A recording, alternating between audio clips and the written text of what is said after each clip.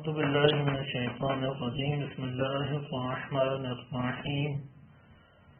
وبه نستعين وهو خير المعين. وصلى الله على سيدنا محمد وآله الطاهرين.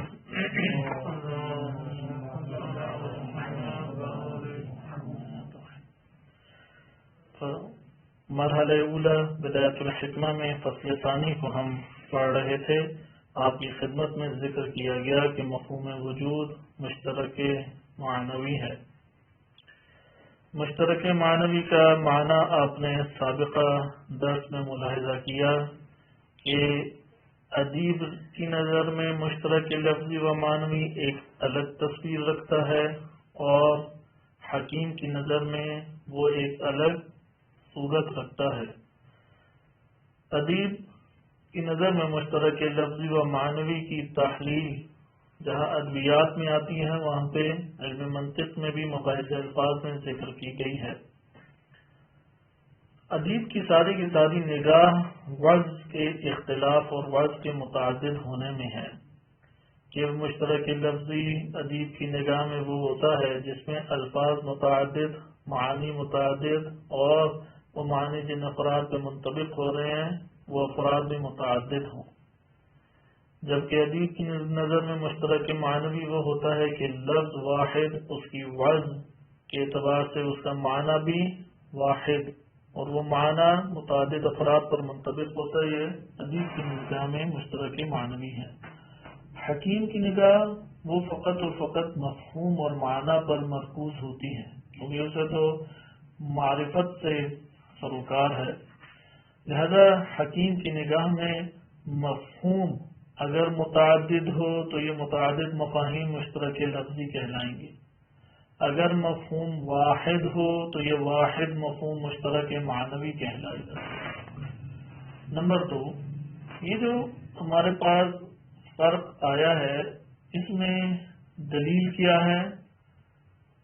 ادیب کی نظر میں دلیل وہ تبادر اور اہل لغت کی طرف رجوع ہے. تبادر کہتے ہیں کہ لفظ سنتے ساتھ جو معنی ذہن میں آ جائے. انسباق ذہن، انسباق المعنی الی ذہن، معنی کا لفظ سنتے ساتھ جو فوراً ذہن میں معنی آئے.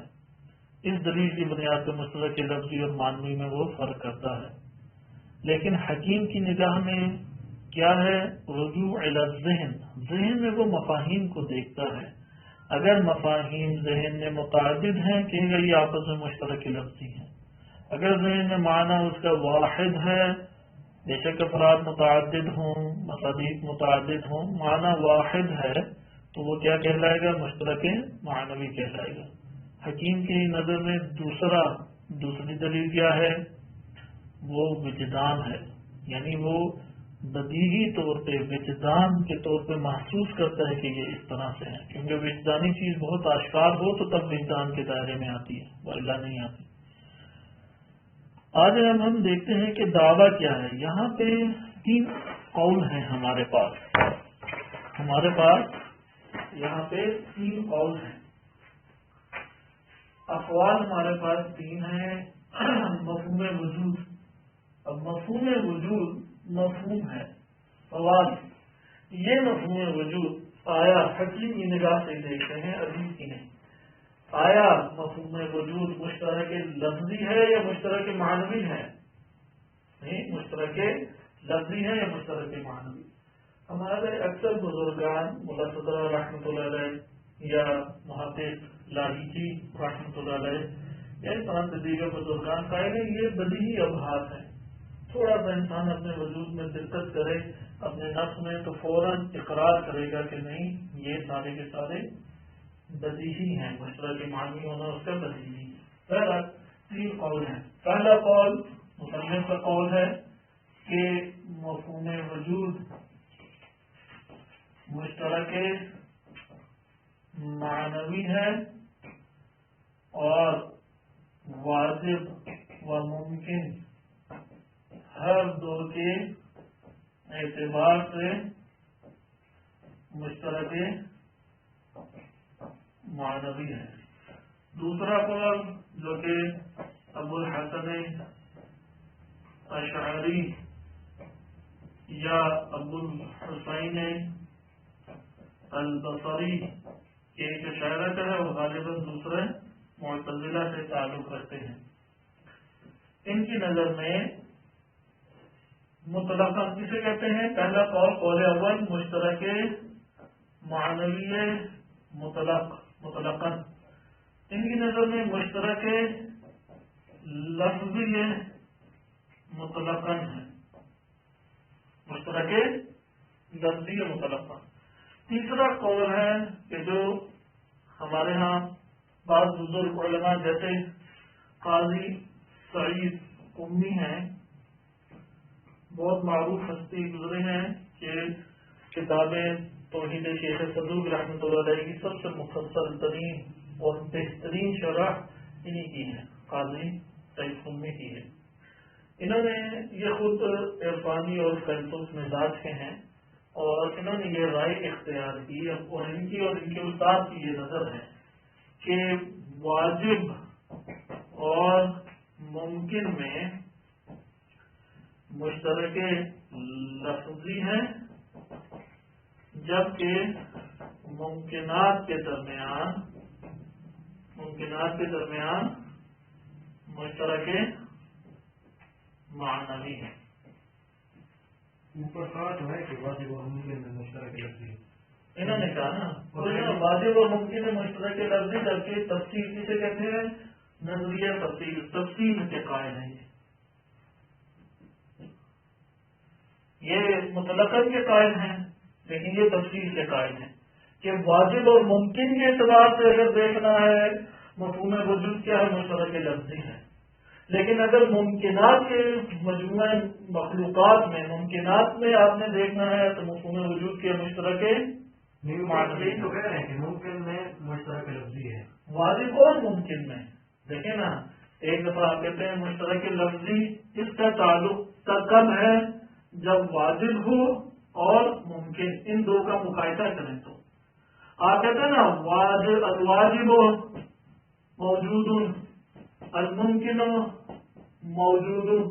وہ کہتے ہیں کہ اگر یہاں پہ جب ہم نے کہا نا الواجب موجود، یہاں پہ اس معنی میں نہیں ہے جو الممکن موجود کا معنی لے رہے ہیں.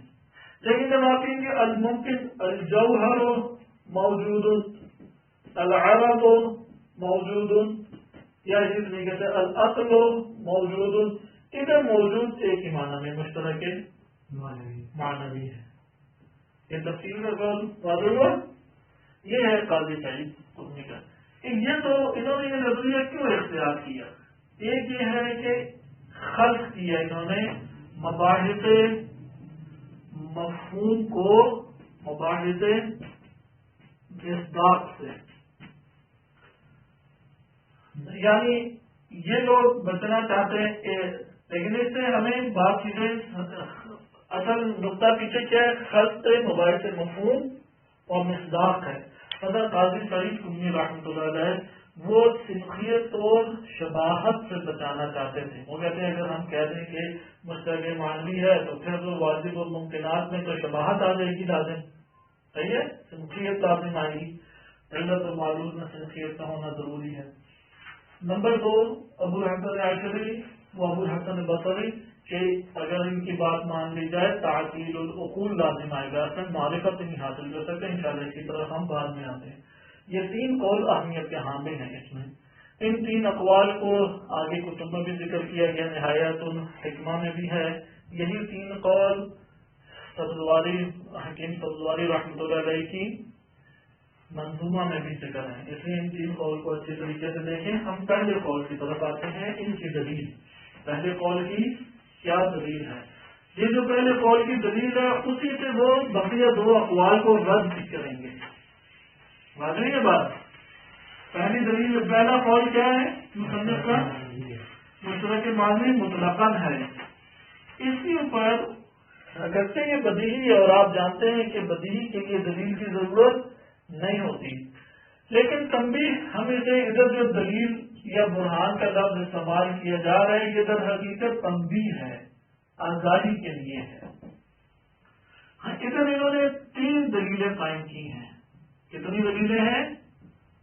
3 دلیلیں. آپ کو یہ اسی طریقے سے یاد ہونی چاہیے.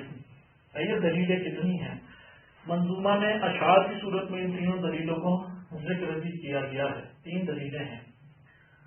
پہلی دلیل جو مصنف نے قائم کی ہے وہ تقسیم کے باب سے ہے. تقسیم میں مقسم کا ایک ہونا.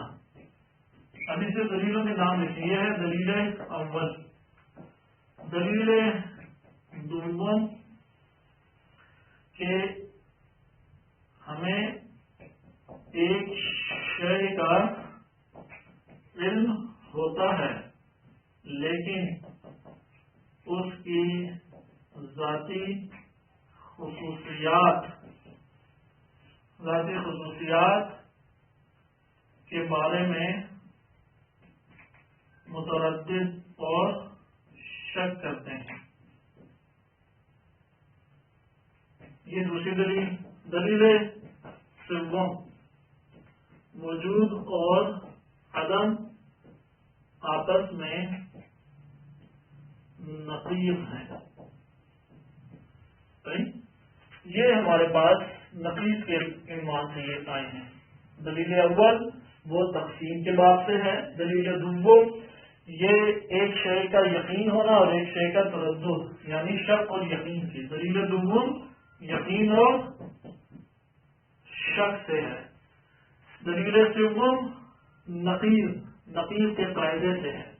دلیل اول تقسیم سے تعلق رکھتی ہے. بس آپ اس کو نام رکھیں تقسیم، شک اور یقین، اور نمبر 3 نقیض.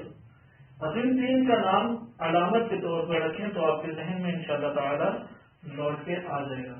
تقسیم، یقین و شک اور نقیض.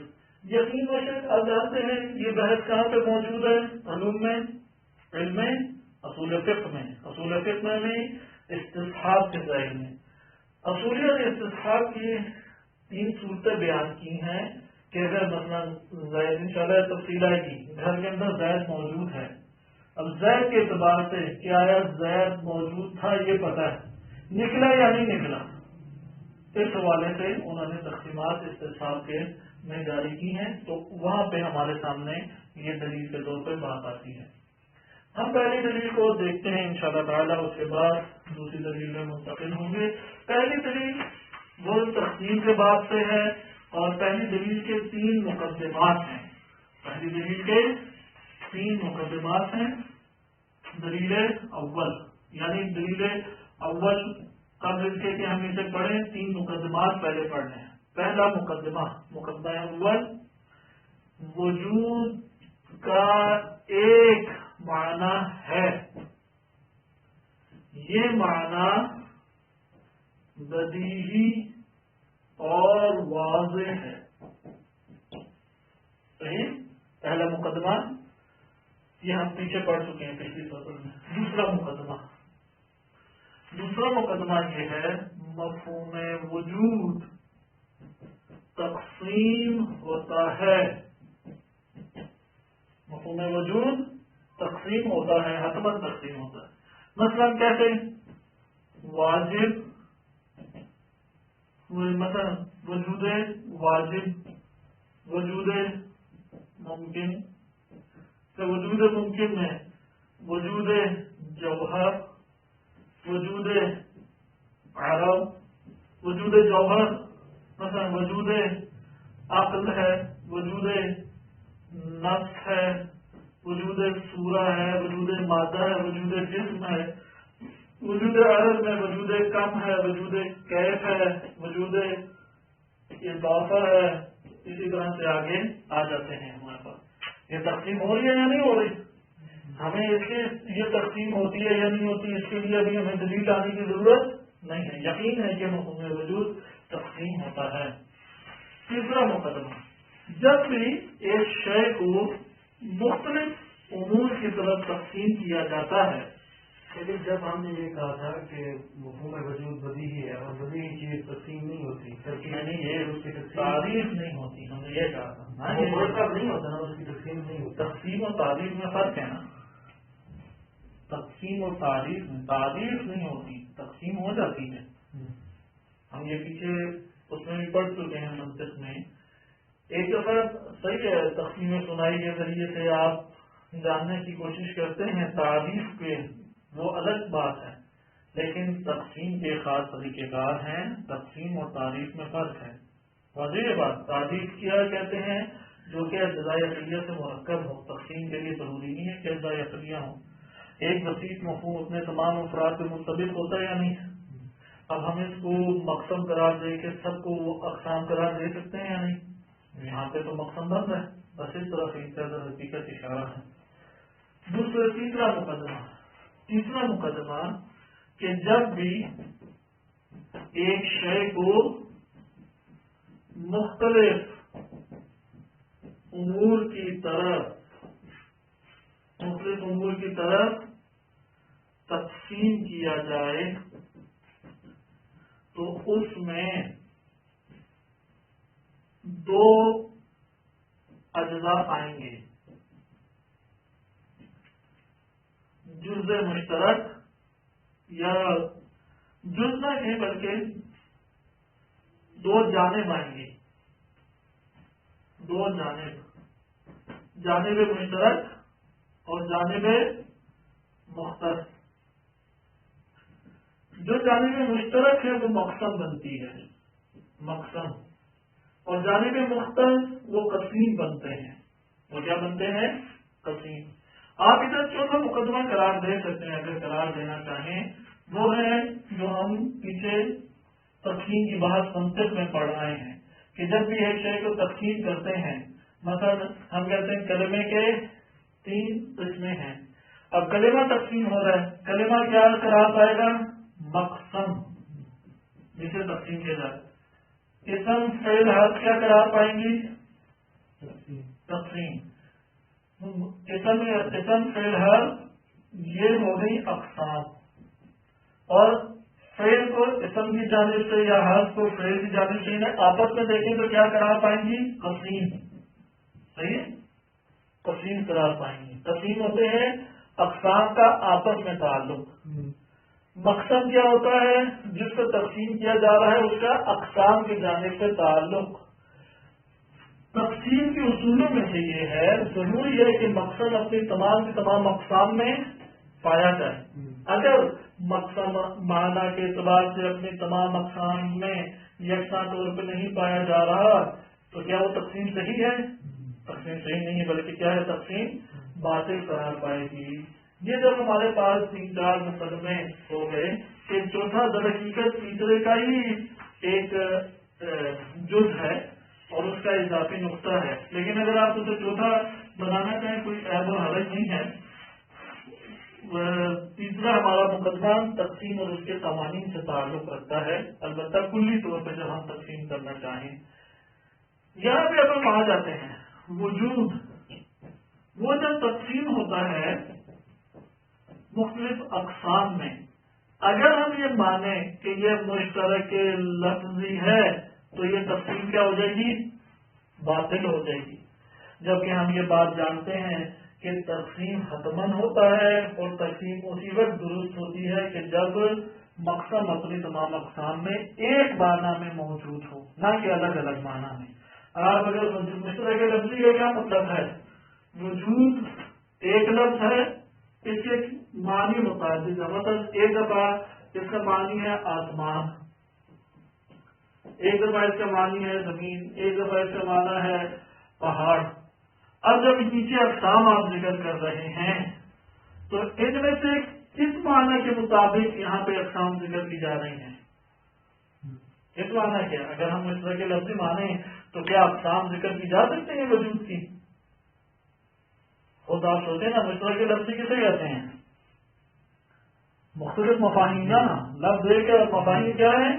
مختلف ہے. اب وجود ایک لفظ ہے، مفاہیم میں مثال کے طور پہ آپ کہتے ہیں عین، لفظ عین، اس کی قسمیں آپ کر لیں.